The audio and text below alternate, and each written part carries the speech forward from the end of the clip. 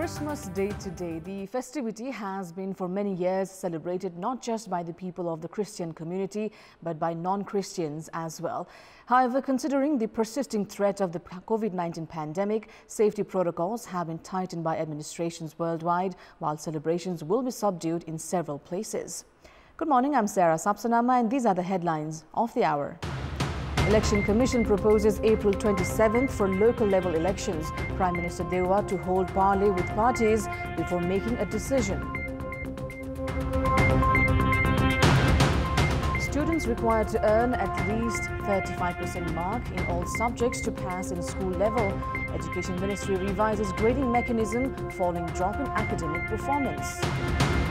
It's Christmas today. Safety protocols tightened while celebrations in many places subdued, considering the persisting risk of COVID-19 pandemic. And two matches scheduled for today at the A Division League. Himalayan Sherpa Club up against Chasal Youth Club in the first match, while Marang Marsyang DC Machindra in the second. The Election Commission has proposed the government to hold the local level elections on 27th of April next year. The Commission has added that the election could be held in two phases, the first on the 27th of April, followed by the second round on the 2nd of May in case of complications. Officials of the Election Commission met with Prime Minister Sherpa Dewa yesterday and proposed for election in two rounds. In the meeting attended by another ministers as well, Prime Minister Dewa said that he would hold parleys with other parties before deciding on the election date. Tenure of the local level officials is set to expire on the 19th of May. As provisioned by the Act related to the operation of the local levels, elections are mandatory 2 months before the expiry of the term. Based on the Commission's recommendation, only 4 months remain for the polls. There are no clear legal arrangements for operation of the local levels after completion of their term. Prime Minister Sherpa Dewa is set to embark on a 3-day India visit in the second week of January. According to the Ministry of Foreign Affairs, Premier Dewa will leave for India on the 9th of January to attend a summit scheduled from January 10 to 12 in Indian Prime Minister Narendra Modi's home state of Gujarat. Preparations are underway for Prime Minister Dewa to address one session of the summit and his bilateral talks with his Indian counterpart. It has been learned that homework is underway to identify topics of discussions for the bilateral parley.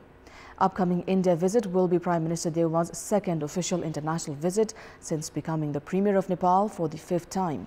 Prior to this, Dewa had led the Nepali delegation which had attended the COP26 summit in Glasgow, Scotland.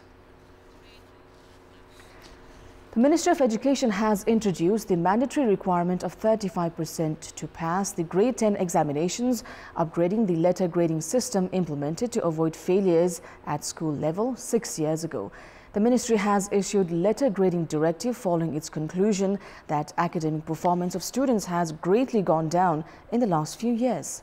The Ministry of Education has implemented the improved letter grading mechanism, which requires the students from grade 1 to 12 to score at least 35 mark in all subjects.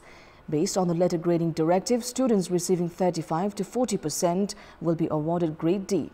Prior to this, there was no restriction for students to study at higher levels on the basis of their marks. However, now the students will not require to score at least C grade in internals and practicals, which is between 40 to 50%, while they must have at least D in theoretical subjects. Before 6 years, the students had to score at least 32% marks in all subjects to pass their classes. Marks are the basis assessment of the academic performance of the student.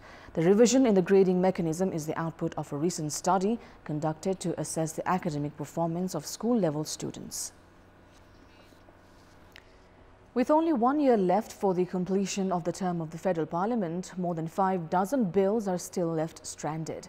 The impact of the failure of the House of Representatives to draft laws has been evident in all tiers of the government. The absence of political consensus in proceeding with the stranded bills will only lead to waste of all the achievements made so far. Several issues have surfaced with regards to their citizenship bill since the promulgation of the Constitution on the 28th of September 2015. Despite the constitutional provision for citizenship from the name of mother, the arrangement is yet to be brought into effective implementation. Likewise, issues related to citizenship by marriage and naturalization has remained equally disputed. The government had registered their citizenship bill at the Parliament on the 7th of August 2018 to address long-standing issues. However, the bill remains contentious because of political polarization on citizenship and the issues persist. The government had withdrawn the Federal Civil Service Bill a year after its endorsement from the State Affairs and Good Governance Committee. Recruitment has been severely affected in all tiers of the government in absence of laws related to government staff. Likewise, bills related to aviation sector and the Civil Aviation Authority of Nepal has remained benched. At a time when the European Union has blacklisted Nepal's aviation sector, political parties in the parliament seem indifferent towards the issue.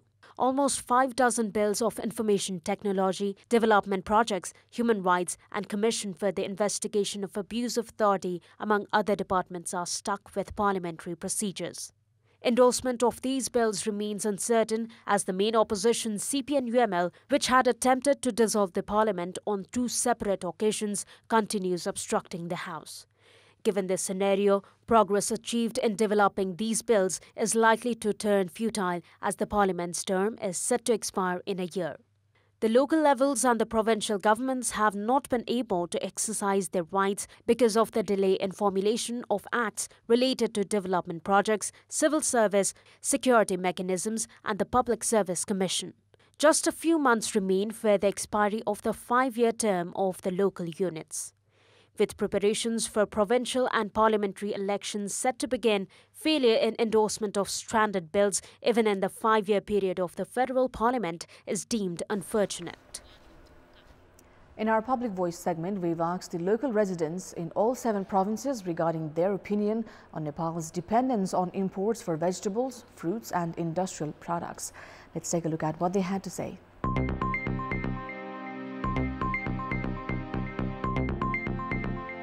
उत्पादन भइसकेपछि त्यसको बजारीकरणको लागि guarantee गर्न पर्यो यातायातको राम्रोसँग सुविधा नभएको कारणले उचित मूल्य पनि कृषकहरूले पाउँदैनन् उत्पादन पनि कम हुन्छ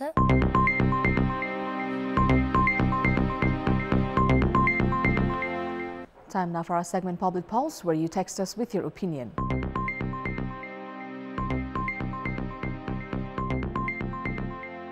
The question is, what's your take on the new provision that requires students to obtain minimum 35% marks at school level to get promoted?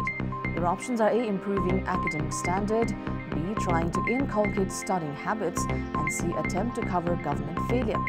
Voting is on. Type NEWS, select your option A, B or C and send it to 34001 to share your opinion with us. Time now for the sports update.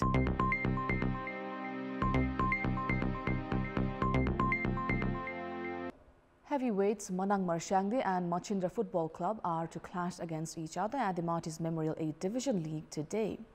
The match is scheduled to kick off at 4:45 p.m. Nepal time in Dashrath Stadium in the capital. Manang is currently at the top of the league table with 13 points from 5 matches, while defending champions Machindra is trailing behind in the second position with 2 points less. The result of today's match is certain to affect the two teams this whole season. A win today will ensure a 5-point lead for Manang, while Machindra will move to the top place if they win. Today's match is also crucial for both the teams, as the top team at the end of the 7th round will qualify for playing at the AFC Cup. Both the teams are undefeated this season so far. Manang had played its 5th round match in Pokhara, which was the first match in the history of A Division League outside the capital. Manang had defeated Police 3-1. Meanwhile, Machindra had played a goalless draw with Sankata in the 5th round. Manang and Machindra have so far played 12 games, with Manang winning the matches 7 times and Machindra 2 times. 3 of the matches had ended in a draw. Meanwhile, the first match of the day will see Himalayan Sherpa Club up against Chasol Youth Club. Nepali women's national volleyball team have secured their second successive win at the AVC Asian Central Zone Senior Men's and Women's Volleyball Championship. Having defeated Sri Lanka 3-2 in a competitive 5-set thriller on Thursday, Nepal brushed aside the Maldives in the straight sets. Nepal won the first set 25-11 and backed it up with 25-9 victory in the second set. Coach Jagdish Bhatta had rested senior players Saraswati Chaudhary and Pratibha Mali in the first 2 sets. With the introduction of Chaudhary and Mali in the third set, Nepal cruised to a 25-5 win to seal an emphatic victory. With 2 wins, defending champions Nepal have 5 points and have bolstered their chances of progressing to the tournament final. The Nepali Eyes will now take on Uzbekistan in the third match of the tournament, which will take place today. Meanwhile, the men's team secured their first win of the tournament as they came back from a set down to defeat Uzbekistan 18-25, 25-21, 25-21 and 25-23. The men's team will play Sri Lanka tomorrow. That's all for the moment. Thank you for watching. Merry Christmas.